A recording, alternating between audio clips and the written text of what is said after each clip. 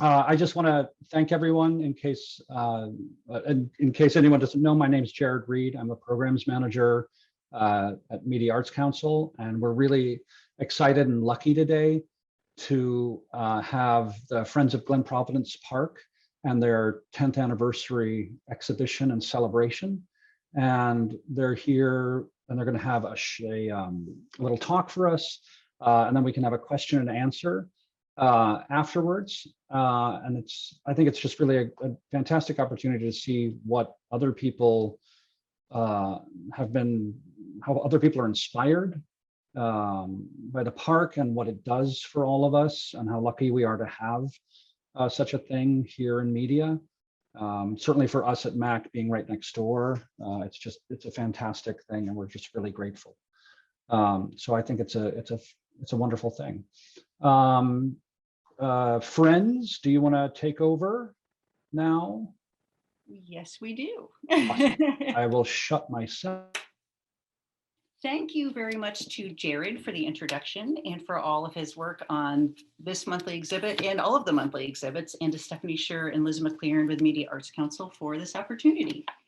So we are Stephanie Gaborio, Marcia Tate, and George Tate.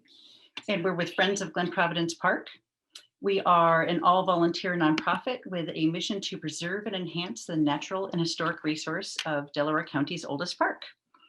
This exhibit is our 10th anniversary reflections, which means we have spent 10 years observing Glen Providence Park through the seasons, documenting its plants and wildlife, researching its history, holding monthly events, including nature walks, volunteer cleanups, planting days, citizen science projects, concerts, and more.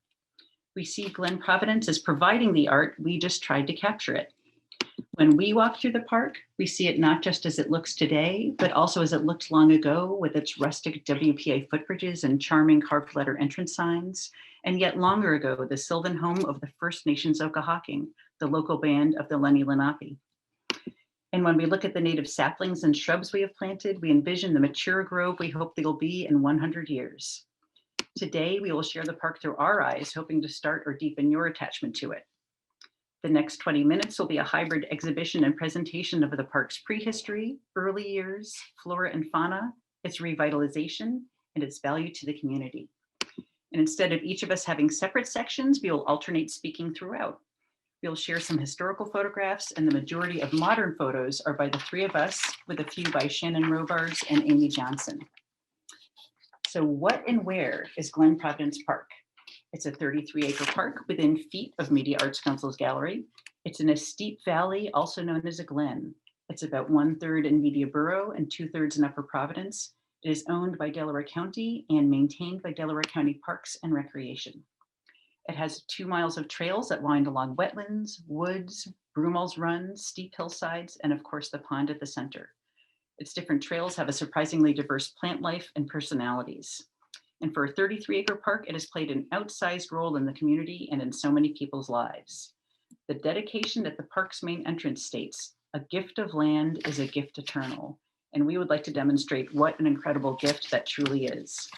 The park quickly became important to the community when it was donated and has become more so now.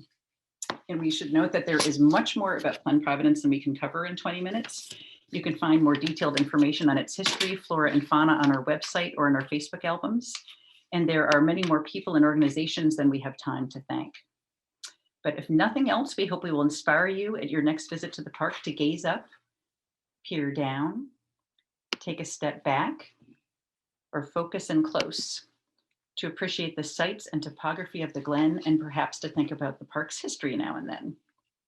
We held our first meeting on July 14th, 2011 at the Seven Stones Cafe and Media in response to the threat to the northern end of the park from the Broomall's Dam project. And you can read much more about that on our website. But in our early research on Broomall's Dam, we came across delightfully eerie local folklore that takes place in and around Glen Providence Park, with a 1700s ghost story and 1800s witch story from a time when the land was called Scroggy Valley. This led us to find an 1889 essay about Scroggy Valley by T. Chalkley Palmer. Born in 1860, he was a chemist and naturalist who grew up at the edge of the park and went on to become the president of both the Delaware County Institute of Science and the Academy of Natural Sciences of Philadelphia. Written at age 29, his 13-page essay about Scraggy Valley fondly recounts his exploration of Scraggy since early childhood. He wrote about the valley's geology, landscape, plants, and wildlife, and refers to the beauty, the quietness, and the nameless charm of Scraggy. His essay is useful as a reference for us as we study the park today. Some of his descriptions are charming. He often refers to the mountain laurel, still in abundance on the mountain laurel trail today. He says, "It was hereabouts that I first heard the wood robin strike a note from its harp. It is the perfection of music when heard in its place and season. The note of the wood robin is the spontaneous voice of nature, devoid of artifice, clear as a bell." today we call the wood robin the wood thrush, and you can hear it in the park during the first half of every summer, arriving on or around May 1st. Some of Chalkley's descriptions hint at the destruction caused by humans. The southeast hill on the media side was lined with American oaks and chestnuts, while the northwest Upper Providence side was nearly devoid of trees. That western hillside was bare of trees due to the shingle mill that had been run in the park from about 1848 through the 1870s, and the hillside was still mostly bare of trees when Glen Providence Park was founded. Chalkley said of the 30-foot high Broomall's Dam at 3rd Street, which was just a few years old when he wrote this in 1889, that all varieties of hideousness will follow hard upon the heels of this new thing scarcely admits of a doubt. T.C. Palmer died in 1934, the year before the park was founded, but his tenure at the Science Institute probably had to do with this 1928 Chester Times article, where the valley is described as a miniature Watkins Glen. Naturalists from all over the country attending Delaware County Institute of Science make a study of it. And here is where we move from Scraggy Valley into Glen Providence Park with the help of Samuel Smedley and George and Eleanor Butler. Samuel Smedley was a local naturalist and prominent citizen who had been advocating for open space planning since at least 1927 and had spearheaded the formation of Delaware County Park Board in 1932. He met with George and Eleanor Butler in the summer of 1935, and shortly after that meeting, they donated the majority of the land to create Glen Providence, Delaware County's first park. Glen Providence was established as a bird sanctuary and arboretum, and Eleanor Butler herself named it because of its glen-like formation and as it is located in the heart of the Providence Townships. The deed, dated July 24th, 1935, states that the property shall be used only as a park and kept in as natural a condition as possible, save only for the construction of paths or trails for the use of pedestrians. It was on Halloween 1935 when James Stokes, the first park guard, began work on the park under the Works Progress Administration, a Depression-era jobs program. The WPA built all the original park structures, including the entrances, the pavilion, the original footbridges, and the concert stage. The park was formed in a time of need. Samuel Smedley saw an urgent need to save natural open spaces from development. The WPA provided much needed employment after the Great Depression. The park provided a haven and source of free recreations for families, which became yet more valuable during the Second World War. All of this deepened people's connections to the park and its role in the community. And indeed, Glen Providence was well visited, with people even riding by trolley and train from Philadelphia for picnics, to visit the ducks at the pond, and to walk its trails. The pond itself was created by the WPA in 1936 for ice skating and fishing. It had lighting around the pond for nighttime skating, and for years it hosted fishing derbies for children. The park also hosted an amazing array of events through the years. The original Delaware County concert series was held at the stage from 1937 through around 1976, when the county moved its concerts to the new and much larger Rose Tree Park.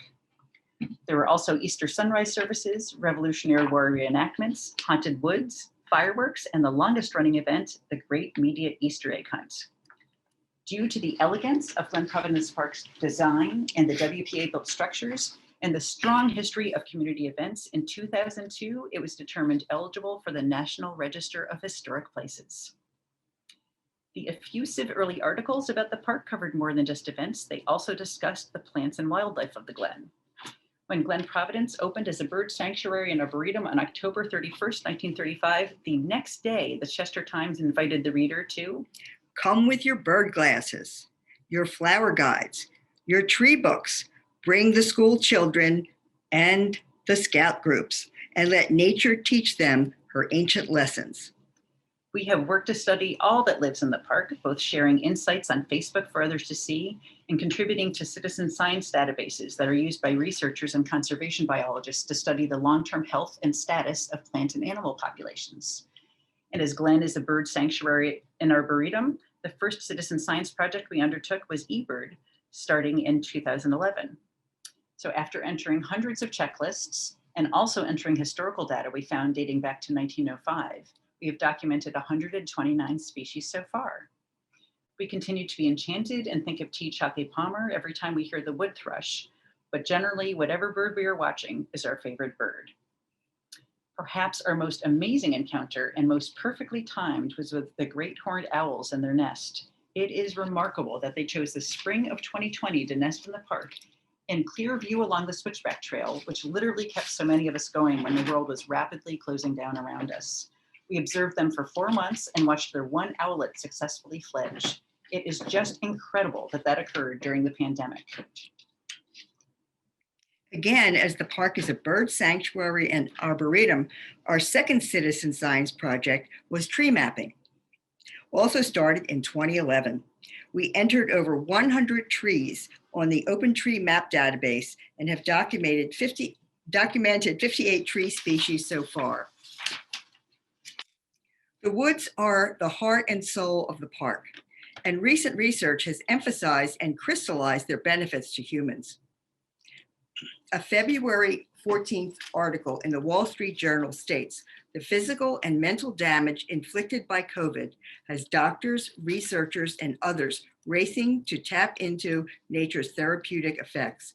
And they have actually prescribed spending at least 2 hours a week, not just outside, but in the woods among the trees. Spending time in the woods, a practice the Japanese call forest bathing, is strongly linked to lower blood pressure, heart rate, and stress hormones, and decreased anxiety, depression, and fatigue. Scientists have repeatedly found that natural anti-cancer proteins significantly increase after walks in a forest. Incredibly, the effect lasts at least 7 days. Time in a forest is linked to decreased inflammation, which has been implicated in chronic disease. Again, this makes the park more valuable now than ever. Our third citizen science project was the Pennsylvania Amphibian and Reptile Survey, and we have documented 19 species. One entertaining spectacle occurs each year over about 2.5 days in late March or in April, depending on the temperatures.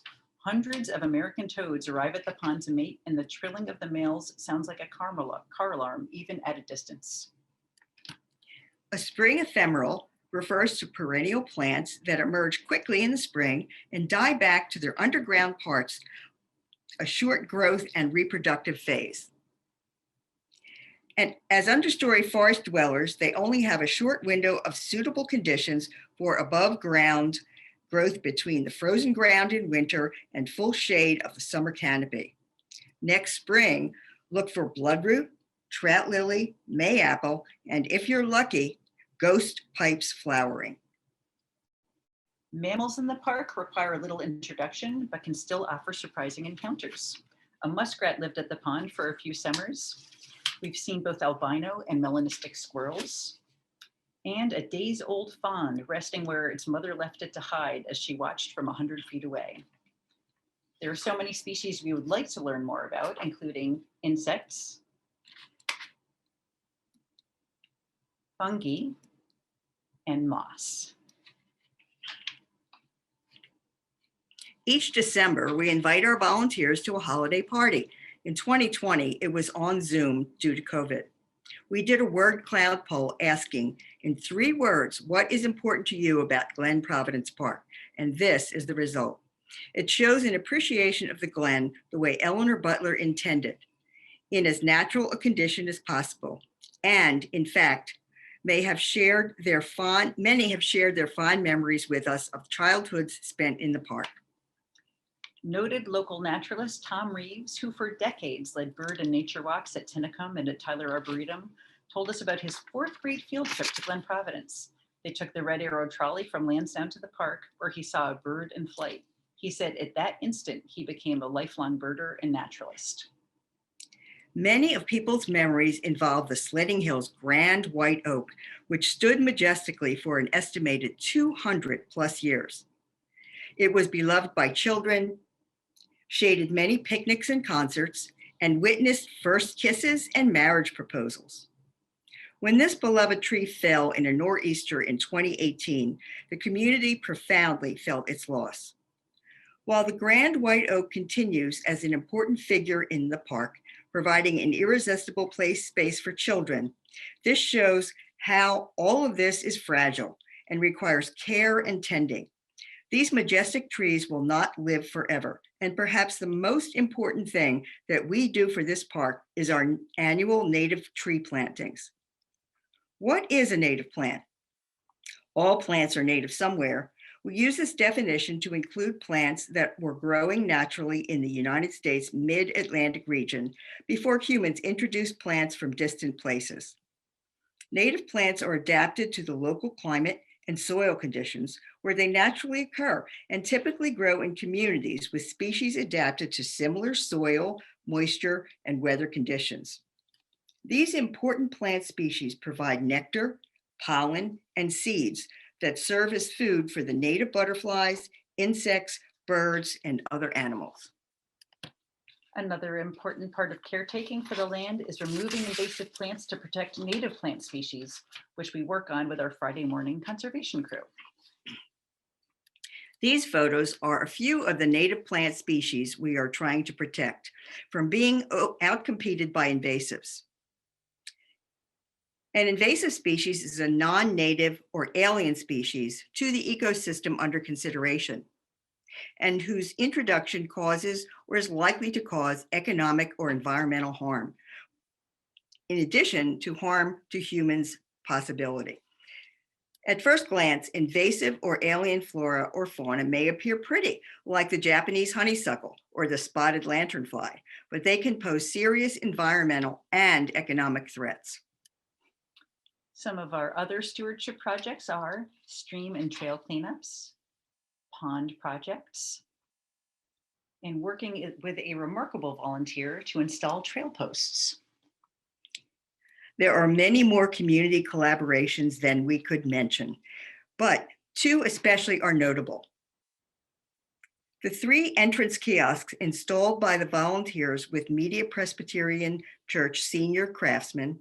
And of course, we hope everyone there has seen the enchanting new murals in the park at the main entrance painted by Mac's own gallery artist, Lori Kirkpatrick Doran and Shannon McConnell. Amazingly, Shannon's great-grandfather was one of the master stonemasons who built this elegant structure. It is one of the features that made Glen Providence Park determined eligible for the National Historic Register of Places. We have worked on environmental education through a variety of nature walks, from herpetology to ephemerals to fungi to stream studies. And we have been delighted to revive some of the park's early events and experiences, most notably with concerts and other performances at the stage, including ballet, Shakespeare in the Park with Hedgerow. We've also collaborated on July 4th movie nights, and for the park's 80th anniversary on Halloween 2015, Hedgerow enacted the park's ghost and witch stories. We hope that these events and our work to revitalize the park help to deepen people's connection to Glen Providence. Most importantly, we hope to inspire the next generation of naturalists and park stewards. We invite you to enjoy the park in all of its seasons. Thank you for attending our online reception to Media Arts Council for this platform, and we hope that we have shown you some new perspectives on Glen Providence. Just as the park was formed in a time of need, it had renewed importance this past year and a half. This park is a treasure, and it's just 2 blocks from shops, restaurants, and cafes on State Street, and of course, even closer to the Media Arts Council Gallery. While the name has changed, we'd like to think Glen Providence has maintained, as Chalkley wrote, the beauty, the quietness, and the nameless charm of Scroggie. As we shared at the beginning, the dedication at the park's main entrance states, "A gift of land is a gift eternal." It was with incredible foresight and generosity that the land was donated, and little did the Butlers know just how valuable it would be through a world war, recessions, and a pandemic. We'll give T. Chalkley Palmer the last word from his description of media for the semi-centennial of the borough in 1900. Turn to the west and you shall see a landscape not devoid of wilderness. Scroggy Valley, with its lake and its rill, the wide vale of Ridley Creek, Mineral Hill rugged and scarred, the heights of Lima, and the stately dome of Elwyn. And when the sun sinks of a summer evening behind those western hills, and the hues of that landscape shift and change, or when of an afternoon a thunderstorm comes slowly down the valley, then does one at last perceive the full charm of this little bit of the world which is at his own door.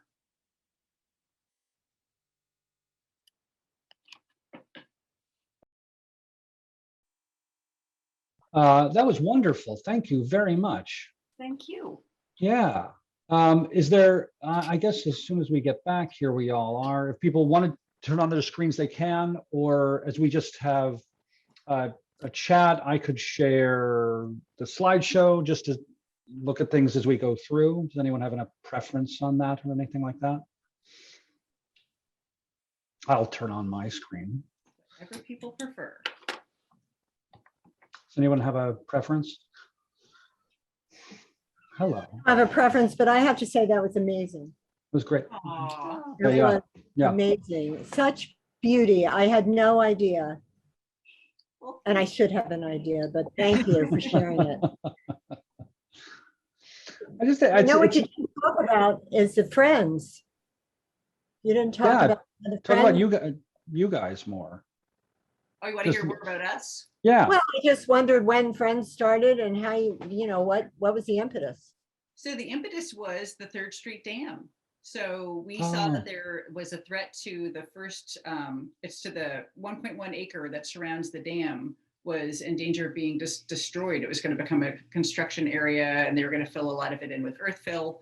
And we thought there must be an alternative. There must be another way. And that was why we first met at Seven Stones Cafe on July 14th, 2011.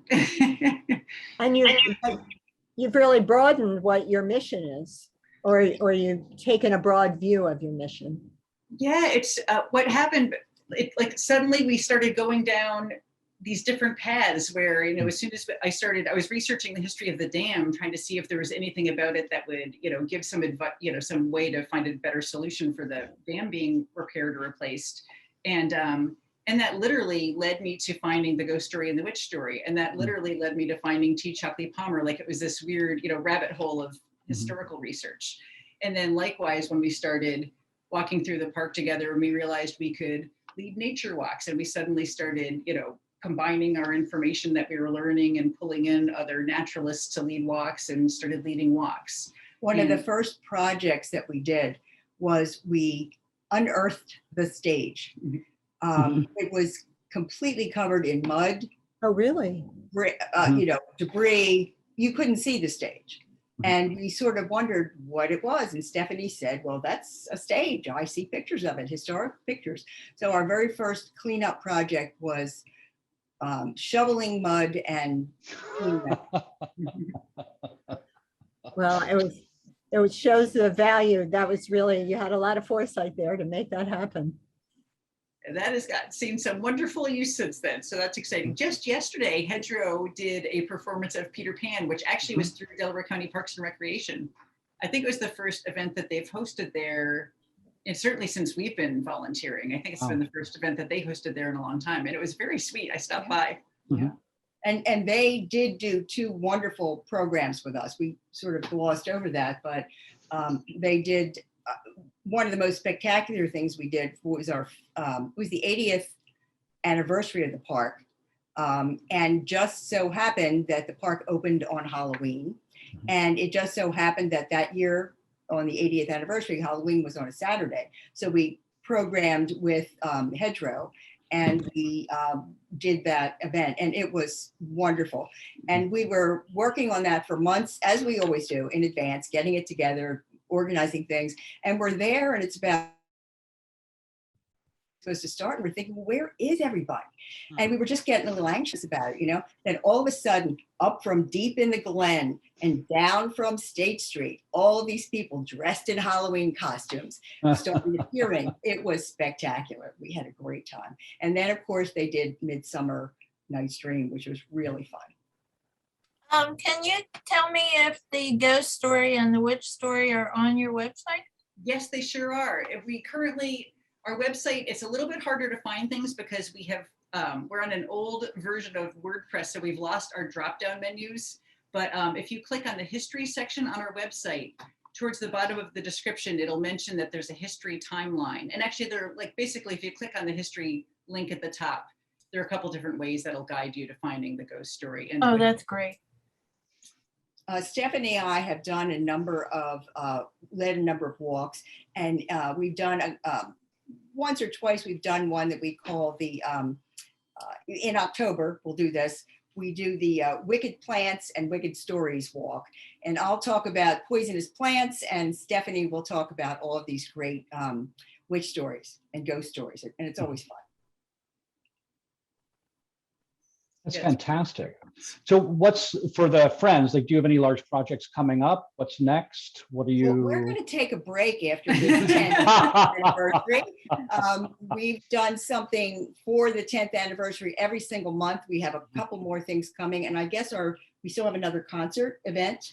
Yep. So there's, and actually the event in the concert in September is going to be pretty spectacular. They call it African Folkloric Performance Art. It's with Philadelphia, and it's Ooh. drumming and dance and storytelling. And I mean, it's this, it looks like a really amazing performance. And then after that, we have our annual planting day in October. So that's also one that takes a lot of planning. So those are our next two events coming up. Right. But you have one every month. And we have something every single month. There's no, except for COVID. And that was even through COVID, we did a few things that were outside that we were able to do. But we've done something every single month for almost 11 years. I guess it's fully 10 great. years. Yeah, fully 10 years. And also I want to mention on Friday after Thanksgiving, we have our Green Friday. So rather than going out and spending money on Black Friday, we go down into the park and we talk about what's happening down there. And then we've been doing the, at least for 10 years, although both Stephanie and I have done it more than in just our park events, we do a Christmas bird walk, which is more than 100 years that Audubon has been doing that. And we do a bird count in the park. Many times we're freezing. It's like 19 degrees and we're down there slipping and sliding up and down the hills, but we're counting birds. It's amazing. That's fantastic. That's wonderful. And of course, George is on the concert committee, so he's done a lot of work with, I think that there's a lot of behind the scenes things that we do that people don't really understand. Sure. Getting grants for the concerts, setting up the stage, coordinating with the performers, Stephanie biting her nails, wearing whether it's going to rain or not. That's always a big event. One of the things that we've done at the concerts, along with your group, the MAC group, is we invite artists to come and do on plein air painting. I know that Cheryl Schlenker has done some things, and a couple of other folks. And I've seen some really great artwork that they produce quickly right there at the concerts. Yeah.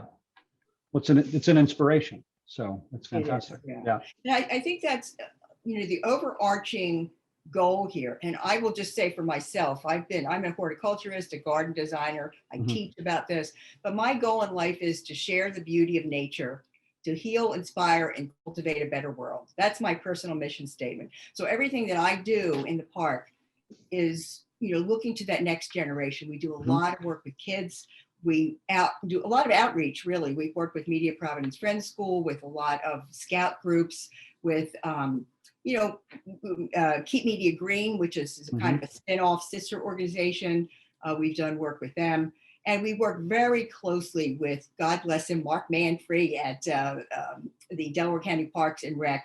And we have proven, I think, to them that we are not just speaking off the top of our head. We've been in the dirt with him and, muddy and working for a long time. So we developed a great trust with them, and they really back us up. That's wonderful.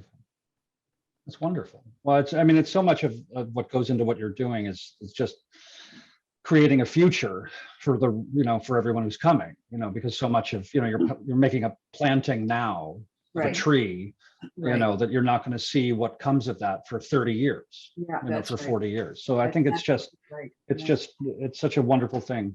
Right behind your head there is the photo of the great oak. And we've been for years concerned about the health of that tree. Yeah. And we knew that there was a problem. We weren't aware of the extent of the problem. So when it came down, we were down there on that morning. I think we were in tears. We were so worried about it. But we had planted an oak tree a number of years before that, down the hillside. So we've been working that in for a long time. And many of these things, I know at my age, I'm not going to see any of these, but a lot of people are so worried about the environment and climate change and all of these things. And people get overwhelmed. I mean, they've got enough going on and they don't know what to do. But by inviting them into the park, showing them a tree, we have children at Media Providence Friends School that have named a tree. It's their tree. They keep an eye on it. They go down and they hug it. And I invite you all to hug a tree. If you haven't done that today, go hug a tree. And, there's so much research that shows how important this is. And we, Stephanie and Stephanie Scher, and we have talked about how important the park is to people. And we really saw that throughout COVID time. It was just amazing. Yeah, it's fantastic. It's wonderful. Any other comments from the floor? Anybody want to chime in or anything? You don't have to. I mean, there's no pressure here.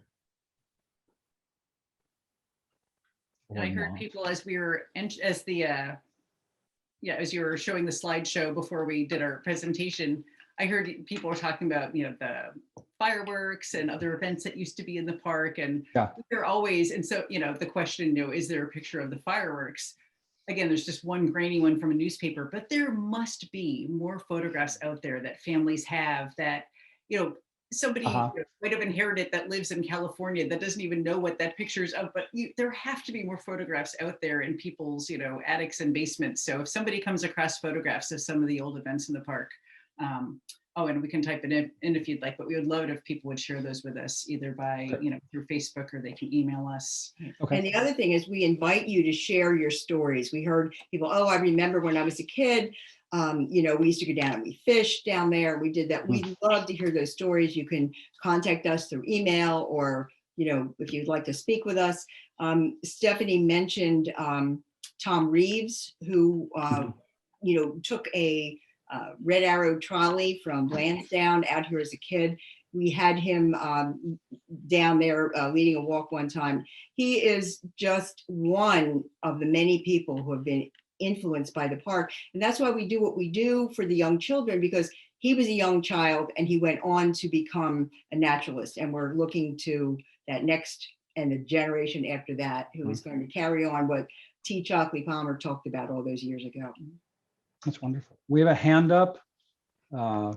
We do. I just one point I think of interesting, if not empirical, but social and community evidence, the impact that Friends of Glen Providence Park has had with the county, such that Delaware County Parks has asked Stephanie to lead as president, as a volunteer of that organization, guiding the over 800 acres and soon to become over 1,000 acres of park space throughout Delaware County.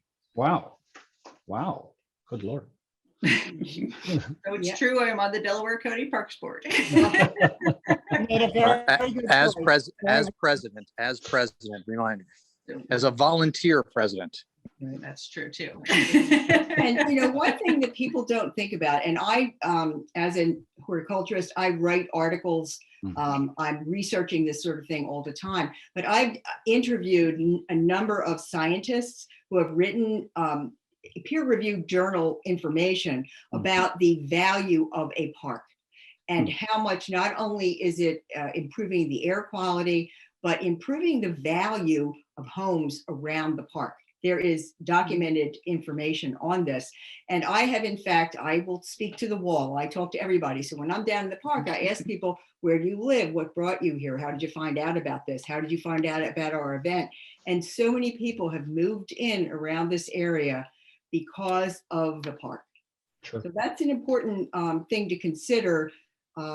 Here's this little glen, and I can tell you many people don't even know the name of that park when they have lived in this area for such a long time, but it is impacting on many levels, not only our health because of the trees, it's filtering our water, but it's impacting dollars and cents in the community.